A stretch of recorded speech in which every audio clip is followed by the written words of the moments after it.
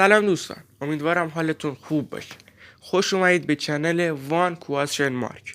توی این ویدیو قراره چند تا عکس عجیب و جالب رو بهتون نشون بدم.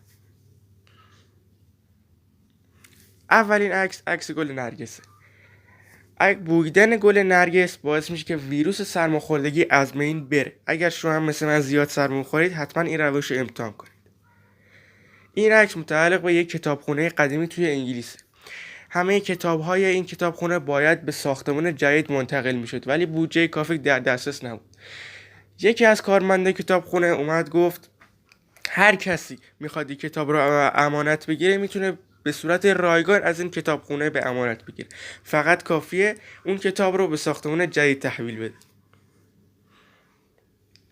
این سگ متعلق به ارتش روسیه است. اونا با دستکاری نژاد این سگ اونو به این موجود وحشتناک تبدیل کردن. این سگ میتونه تا 200 نفر از ارتش پیاده نظام دشمن رو از بین ببره. یه قانون عجیب و جالب توی برزیل به مردم این حق رو میده که همه دزدا رو بزن. یعنی اگر شما توی خیابونی دزد دیدید اونو بزنید میتونید تا 5 سال معاف از مالیات بشین و حتی پلیس به شما جایزه میده.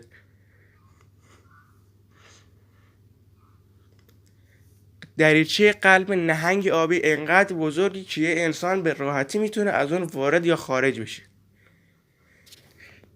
کنار بعضی از خانه‌های سالمندان تو آلمان ایستگاه‌های اتوبوس جعلی میسازن تا کسانی که میخوان از این خونه‌ها فرار کنن بیخبر از همه جا برن بشینن توی این ایستگاه و منتظر اتوبوس باشن.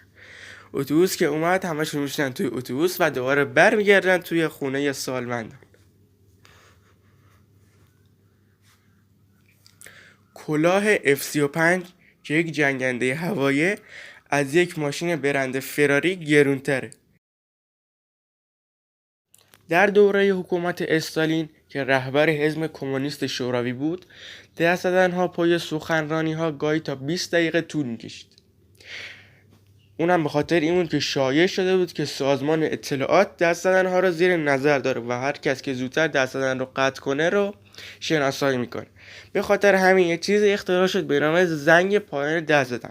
هر وقت این زنگ صدا در میومد دیگه کسی نباید دست میزد، ولی بعضی‌ها بعد از اینم باز دست میزدن. یعنی پاچه خاری وقتی پاچه خاری مد نبود. شاید شما هم تا حالا به این فکر کرده باشید که شیشه از چی درست میشه. شیشه در واقع از ذوب شدن شن در زیر زمین در اثر فشار زیاده که وقتی شن ذوب میشه تبدیل به سنگ شیشه میشه و بعد اون سنگ شیشه توی کوره ها تبدیل به همین شیشه هایی میشه. توپ های قرمز روی سیم برق به خاطر اینکه گلایدرها و هلیکوپترها به سیم برق برخورد نکنن. بلند قدترین انسان تاریخ که عکسش ثبت شده ادوارد وادلوه، همین که دارید مشاهده میکنید. قدش 2 متر و 72 سانتی متره. یعنی کلاً بقیه آدما تا نافش بیشتر نبودن.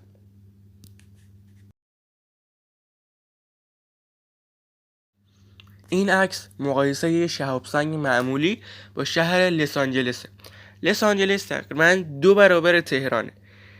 این شهاب سنگ معمولیه. حالا فکر کنید دایناسورا با اون شهاب سنگای خیلی غول پیکر که بهشون میخورده قبل از انقراض چیا دیدن؟ این شهاب سنگ معمولیه. فقط کوسه ها توی بدنشون هیچ استخوانی ندارن. در واقع کلا قزروفن. هرچی استخوان هست همش قزروف است، استخوان ندارن کوسه ها.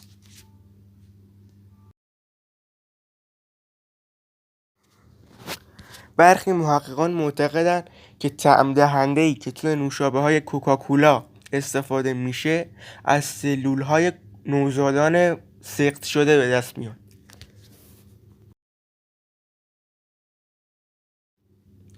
تصویر بالا متعلق به چند هزار سال پیشه، تقریباً 2 تا 3 هزار سال پیش، و عکس پایینم رد شدن یک انسان بختیاری از روی رودخانه است که به همون شکل انجام میشه.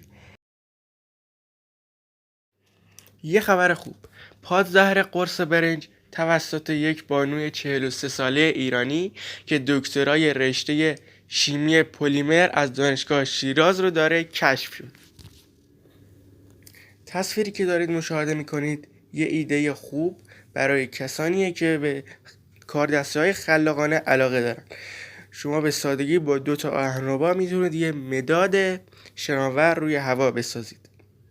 خب دوستان، اینم از ویدیوی امروز.